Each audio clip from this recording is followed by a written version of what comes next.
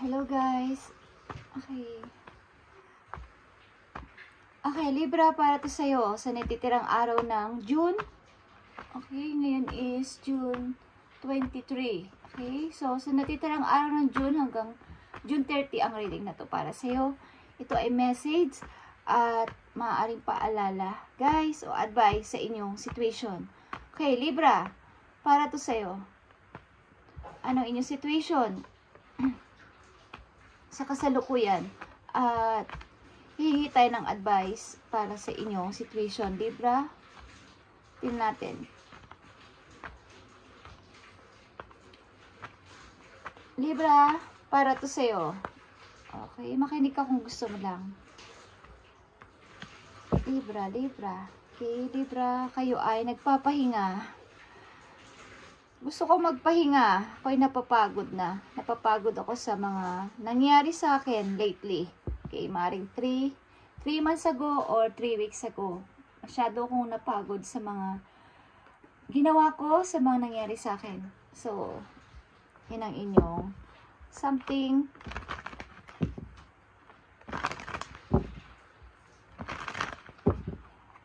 Nararamdaman, Libra. Okay, so natitirang araw ng June. Message sa inyo, guys. Maaring paalala to, okay? Sandaling kayo ay mamahinga at mag-ipon ng lakas o energy sa inyong kasalukuyan. Maaring kailangan nyo ng tulog. Kailangan nyo din magpalakas. Okay? Maaring ilan sa inyo galing sa sakit o nagkaroon ng sakit. Okay. Libra, tignan natin ang iyong message today sa natitirang araw ng June. Ano mga dapat nyo bang gawin at maaring advice sa inyo para magkaroon kayo ng idea. Okay. Maging ito man ay sa love relationship sa pamilya at relationship sa sarili. Okay, Libra. Tignan natin at sa inyong career. Titignan natin. Libra. Sign of Libra. This is for you. Okay. Nakita nyo ang 10 of Pentacles, Libra. Okay, may nagbabadya sa inyong magandang opportunity sa inyong future. At maaaring, hindi ko alam kung aanyayahan kayong magsalita sa, kapag maging speaker, okay, o taga magsalita sa unahan. Okay, Libra, tingnan natin ang unang message for you. Okay. I'm tired. Okay, pagod na ako ipaglaban ang sarili ko, ang depensahan ang sarili ko, at pagod na din akong protektahan kung anong meron ako, lalo na sa mga anak ko. Protektahan ang kalagayan ng mga anak ko, protektahan sila kung ano man ang naabot ko. Okay, nakita nyo itong 9 of Cups. Sinusunod ko lang naman ang gusto ko, sinusunod ko lang naman ang pangarap ko. Kumbaga, sa mga nagdaan maybe na araw sa inyo, buwan, is sobra yung pag-concern nyo sa sarili nyo at sobra din yung pag-aalala at protection nyo sa mga anak nyo, sa mga tao malapit sa inyo. Dahil ito yung gusto nyo. Pati sa inyong pangarap is sobra nyong pinoprotektahan para hindi ito mawala. Okay, at sapagkat ito ay inyong pinaghirapan, ayaw ninyong ito ay makuha na lang basta-basta ng kung sinong may gustong pabagsakin ulit kayo, sapagkat nandito na kayo sa 7 of Wands. Okay, maraming mga taong ayaw kayo ay lumago, ayaw kayo ay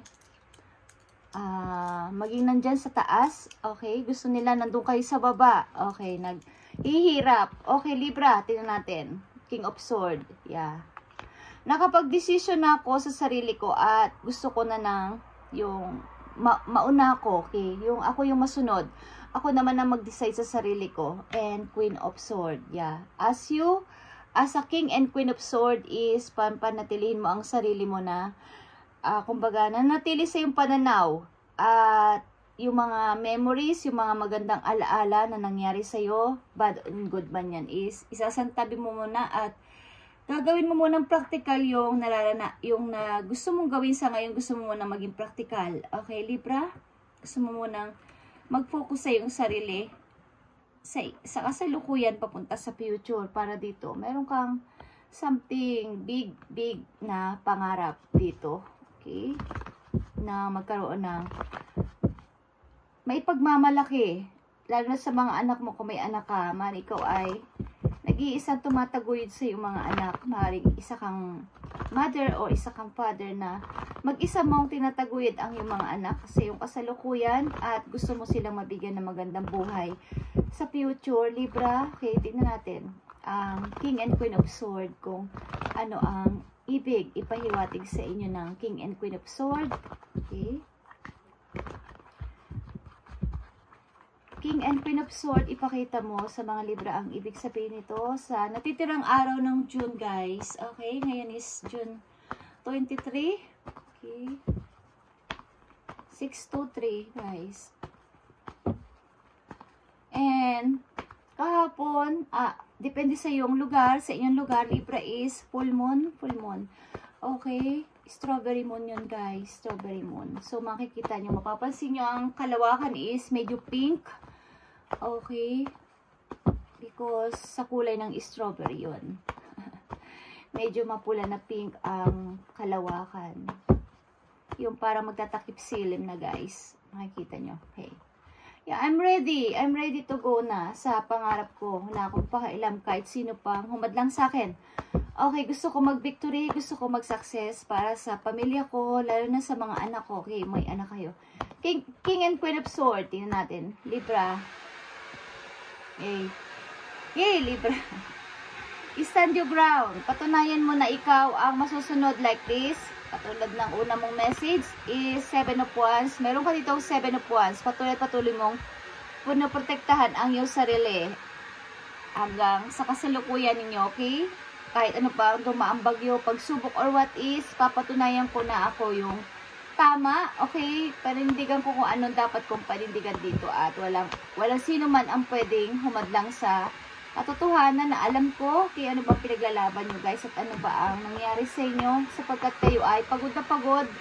Kailangan nyo ng konting rest, guys, tulog at saka magpalakas, mag-ipon ng energy sa inyong katawan. Sobrang madami kayong pinaglalaban sa buhay. Maaaring ito ay katotohanan. Okay, at sa mga desisyon, maaaring kayo ay may mga dinesisyon ng Libra sa kasalukuyan o sa mga nagdaan yung buwan na tutol ang lahat at maaaring ilan din sa inyo is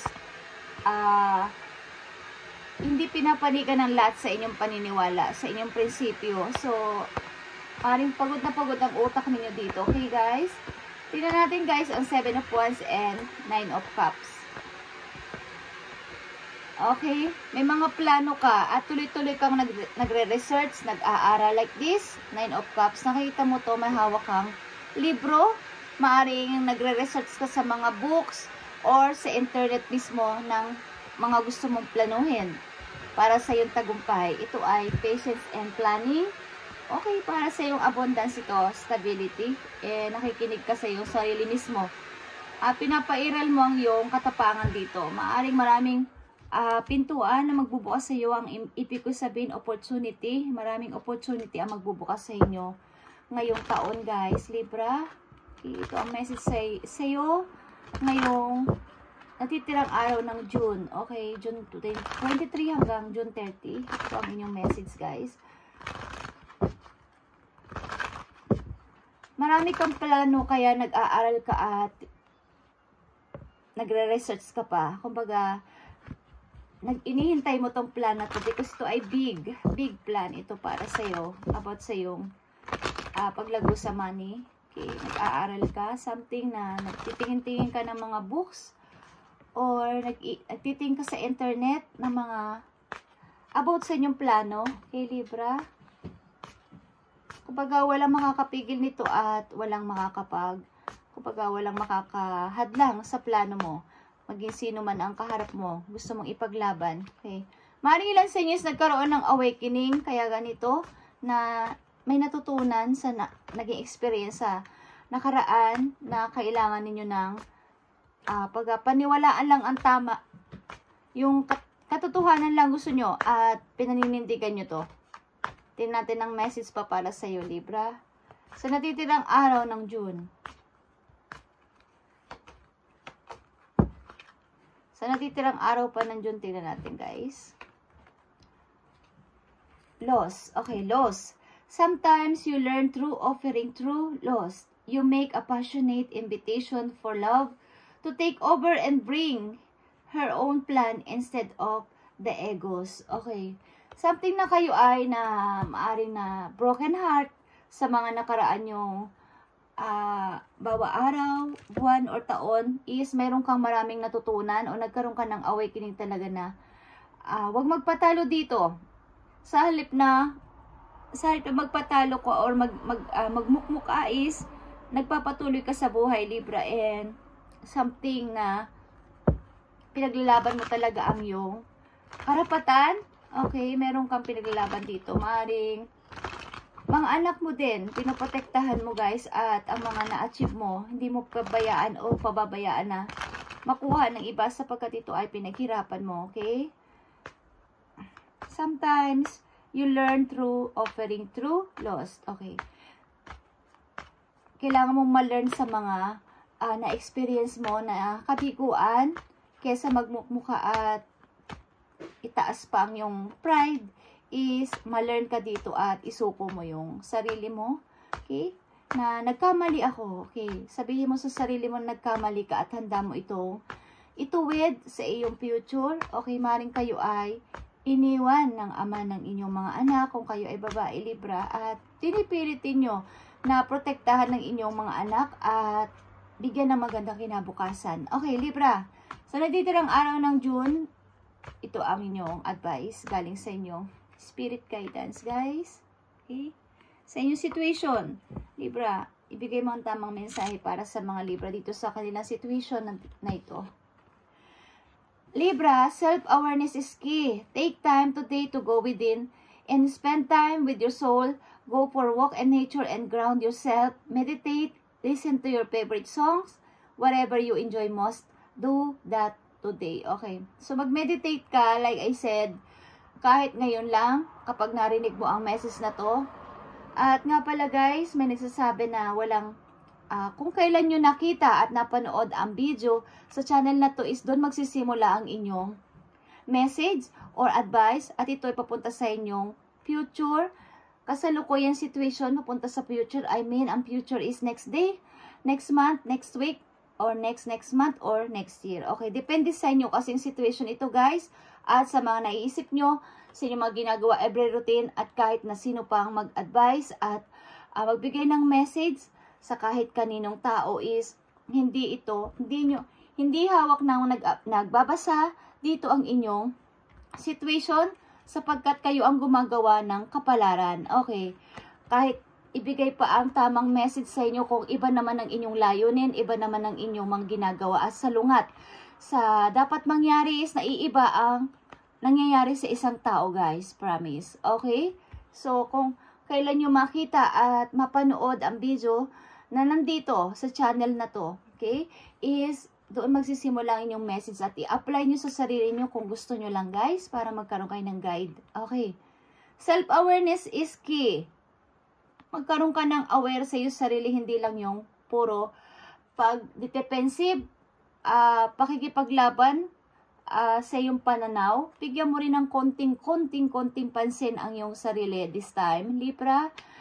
Pag nakita mo tong message na to para sa iyo, sit in silence, Libra, for a moment and listen. The answer you have been seeking are finally coming to you. Truly trust and believe that you are going to make it in the exactly where you need to be. We are on this journey with you, Libra. Hang in there. It's not much longer. Hindi na magtatagal at matutupad na ang mga wishes mo.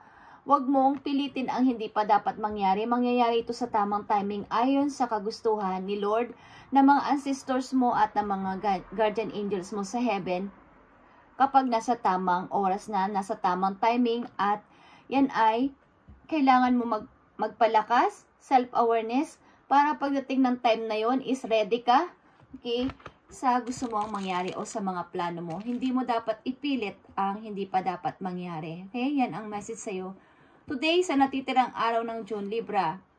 Tingnan natin guys ang isa pang mahalagang message dito para sa'yo sa natitirang araw ng June. Okay. Para to sa mga Libra, sa natitirang araw ng June, to sa'yo. Matulog-tulog ka, pamisa-misan, mag-ipon ng lakas at maglakad-lakad sa labas. Kinig ng mga meditate song at yung mga favorite songs mo na nakaka-relax ng isip. Maglabas-labas ka, tumingin ka sa mga halaman, okay? I-relax mo ang sarili mo para pag dumating ang time na hinihintay mo na to is ready ka at ready ang katawan mo. Napakain mo ng soul mo, okay? Yung spiritual relationship mo matatag. Okay, guys. Tingnan natin. Pagod ka na makipaglaban sa sarili mo. Okay, kumbaga, dinidepensahan mo ang sarili mo sa lahat. And, pananaw mo, prinsipyo mo. May something kang pinagdaanan na napakahirap kasi na ayaw mo nang imadadown ka at inadown ka ng marami. So, kahit minsan lang, kahit ngayon lang, kahit next day, next week, or this month, sa natitirang araw na to ng June, mag-relax ka at bigyan mo ng energy o palakasin mo energy mo, Libra, okay? Message for Libra, sa natitirang araw ng June, ipakita mo, okay, grounding. Ipakita mo ang message for Libra. Mag-relax ka. Mupo ka pa ng dalian sa sa ilalim ng puno, guys. Pakinggan mo mga huni ng ibon, ang tunog ng lagaslas ng tubig sa, kumbaga, kung yung puno na yun is malapit sa ilog, okay? Promise, magkakaroon ka ng masyado pang kaalaman doon. Be grounding. Okay, tingnan, message for you, Libra, dito. Empathy, Libra, reflect and redirect your energy, okay? Reflect and redirect your energy. Reflect and redirect, guys. It's all about sa iyong kalusugan and energy. Tulog, okay, and mag-relax. Yun ang message sa'yo sa natitirang araw ng June sapagkat kasama mo ang mga guide mo sa iyong journey ng buhay at hindi na to magtatagal. It's not much longer is paparating na yung hinihiling mo at pinapangarap mo sa tamang pagkakataon at tamang mag-trust ka lang at mag-believe ka are going to make it be exactly where you need to be. Okay, Libra? Thank you and God bless sa inyo, Libra. Ito ang message sa iyo sa natitirang araw ng June 2024 at pagpalain ka ng Lord sa araw-araw mong pamumuhay at magpahinga ka kahit ngayong araw na to o ngayong mga weeks na to, okay? Thank you and God bless, Libra.